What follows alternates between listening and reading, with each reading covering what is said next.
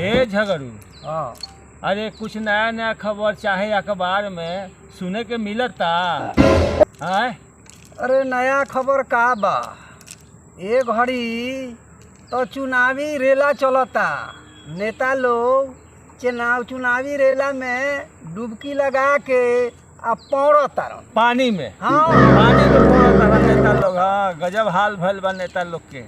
हाँ, जानत रह कुछ तो नेता ऐसनो बा कि कब केने डुबकी लगाई आ केने से बरारी पकड़ ली या कब केने निकल जाई कोनो था पता नहीं। देखो बात तो ठीक बा, लेकिन हमें जनता के भी जैसा के तैसा बने के पड़ी। हाँ, ठीक है कह तरह बात सही है बा। रे मर्दे, तो ई मतलब का? मतलब ई कि पहले जे बा जैसन नेता आ वैसन जनता। पहले रहे जे एगो नेता आवे गांव भर के बुर्बक बना के चल जाए, आ गांव के लोग जे रहे से ओकरा से ठगा जाए। भेड़िया दसान ओकरा के वोट जे बा से ओकरे के दे देवे लोग आँख मुद के।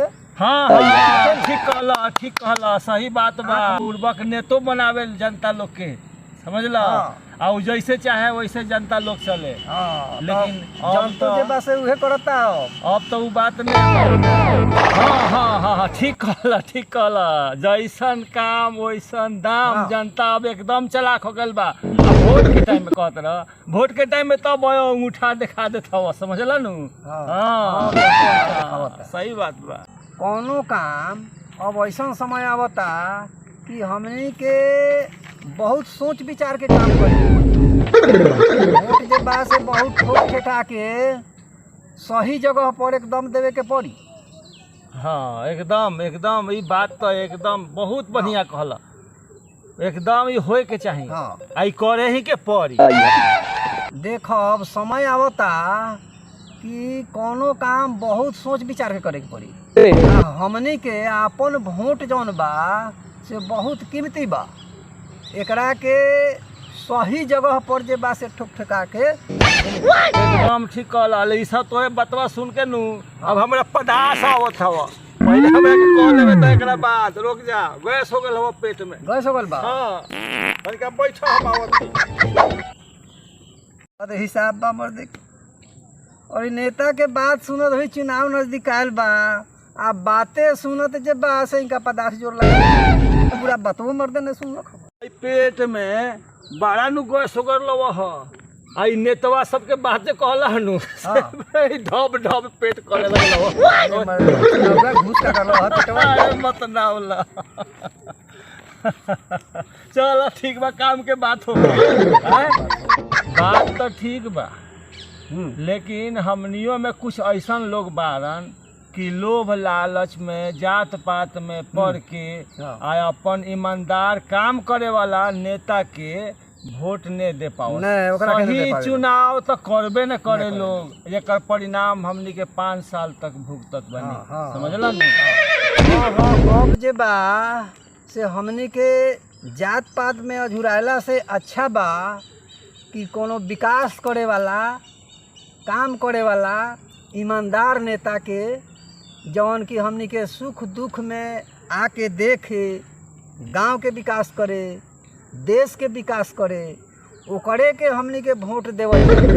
हाँ, ई होए के चाहिए। इहे अब जे बा से ई होए के चाहिए। ऐसे कि हमनी के नेतवन सबसे ढेर बुर्बक बननी। बहुत बुर्बक बनैले बारन स। आखिर आए हो कहिया ले हमनी के बुर्बक बना। हाँ हो, कुछ नेता ऐसनो बारन जे वोट लेला के बाद वोट लेवे के टाइम में तो आवलन खूब दुआरी के माटी कोरी हन ओकरा बाद में फिर तो दूज के चांद हो जइहन। उससे कोनो मतलब नहीं खे। जनता जियो आ चाहे जनता भाड़ में जाओ, चाहे जनता मरो, कोनो के मतलब नहीं। हाँ ठीक बा। तो अब की हमनी के जे बा से लकड़ी लगा दे। हाँ, एकदम लकड़ी लगावे के बा। अब की गड़बड़ाए के नहीं चाहिए। हाँ, हमनी के एकदम सही जगह पर जे बा से अपन मतदान करब सो। सही ईमानदार नेता के चुनाव करब। हाँ हाँ हाँ। रे मर्दे, तो ई लकड़ी लकड़ी कहल ह, लकड़ी का लकड़ी काथी में लागी ओकरा पिछुआरी में लकड़ी ठूस दिया लेकिन ठुसाई ने जिन बनियान लकड़ी पिछुआरी में जरूर ठुसाई। देखिए तो हमनी के ढेर बती आई नहीं चल जा। हाँ चले के देखल जाता आगे जौन होई तौन कल जाई लेकिन अब के चुनाव में बता देंगे।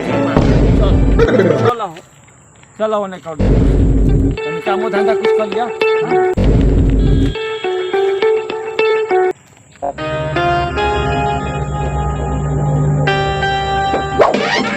जय हो लोकराम, जय हो भोटराम, जय हो लोकराम, जय हो भोटराम, जय हो लोकराम, जय हो भोटराम, जय हो लोकराम, जय हो भोटराम, जय हो लोकराम, जय हो भोटराम। अरे मर्दे हई पागल ई तो रसलीला कइले हवा। कैसे आगे लेने ई लोकतंत्र भोटतंत्र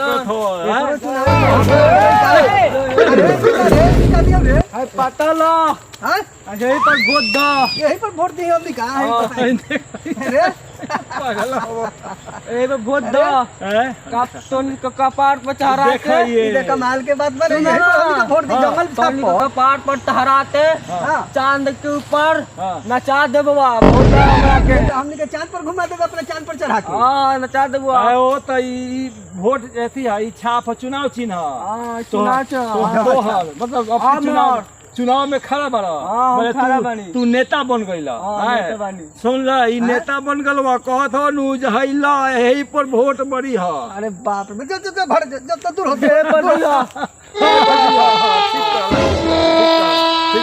चलो चलो घरे अब तो घूमे के होई प्रचार करे के होई नेता चला नदी किनारा अब खदाना गरले बानी ओए तोला देखावती। चल चल चल तो खजाना हमनी के देखत है चल खजाना रखले बा कैसन खजाना तोहर बा चल चल चल चल चल आ हो एकदम ही पगला हवा इधर रसलीला करत हवा चल चल चल चल चल चल उठ रे वोट ढीला कर तू कैसे गिरल चलत रे चल चल चल चल चल हम चल। देखावतानी चल हां चल सुनी हम खदाना हां अरे देखो देखो देखो ये नेता हो तो वही गिरता नेता हो की रहे नेता बन जाई नेता हो सब की रहे आदमी चल चल तोर खजाना देखल जा चल तो है मां ई नदी किनारा ले लवा हो खजाना देख चला ने खजाना बा चल चल चल चल के खजाना चल चल के ने खजाना रख अब जे बा हां से अपन खजाना तू देखाओ अब कहाँ हो खजाना तोहर कहाँ का हो। चला यहाँ लोग नहीं तो बैठी हाँ। हम खजाना लेते आवतानी। बैठाओ एकर खजाना देखल जा पहले ले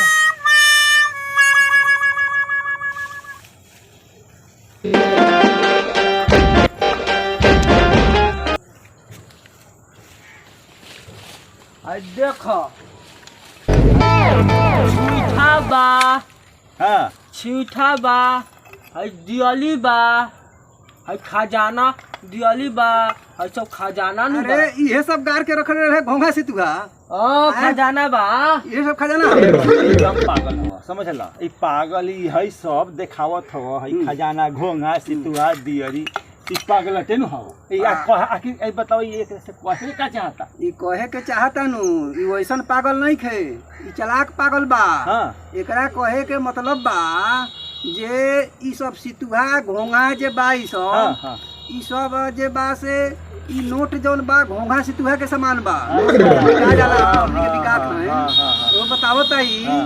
जे ई सब जे घोंघा सितुहा हाँ। ई नोट घोंघा सितुहा के समान बा हाँ, हाँ, ले हाँ। हवा तुरंत खत्म हो जाए। हां हां रख रख हां हां हां सही बात है इहे एकरा कहे के मतलब बा। मतलब एकर भाव बा हाँ एकर भाव इहे बा। हाँ। ई दिखावे के हमनी के चाहता जे हमनी के नोट पर बिका जाइला हाँ, हाँ। आ ई नोट जे बा ई घोंघा सितुहा के समान बा। समझ बेकार गए बा। लोगन एकर भाव इहे बा कि नोट पर नइखे बिकाए के ई नोट जे बा हाँ, से एकर मतलब घोंघा इहे बा। सितुहा दियरी ई सब बा कंकर पत्थर के सामान बा ए पर बिकाए के नहीं छे